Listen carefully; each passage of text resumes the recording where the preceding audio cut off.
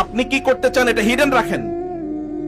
আপনি যদি বড় কিছু করতে চান তাহলে এটা কি করে রাখেন, গোপন করে রাখেন, এটা ডিসক্লোজ করেন না। ডিসক্লোজ করা মানে কি, আর করতে পারবেন না কাজটা, বলার দরকার নাই।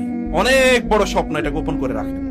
অ্যাকশনস স্পিক লাউডার দেন ওয়ার্ডস বলা হয় না, কাজ করে দেখান। মুখে বলা একদল লোকের অভ্যাসে পরিণত হয়েছে, মোকাবেলা এটা মুনাফিকের কাজ। আর মুনাফিক তো কাম করে না, কারণ কথা কয়। ইয়াকুলুনা বিআফওয়াহিম মা লাইসা ফি কুলুবিহিম। অতএব কেবল ইসলাম প্ল্যান প্ল্যান প্ল্যান এতে বিশ্বাস করে না।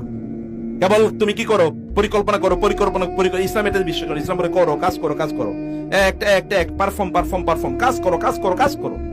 আমরা আমাদের সন্তানদের জন্য যেটা করি, ভেরি আনফরচুনেটলি, আমরা তাদেরকে কি দেই, কমফোর্ট দেওয়ার চেষ্টা করি, এডুকেশন দেওয়ার চেষ্টা করি, আমরা তাদেরকে বাড়ি ঘর দেওয়ার চেষ্টা করি, আমরা তাদেরকে ওই করবো সেই করবো ইত্যাদি ইত্যাদি।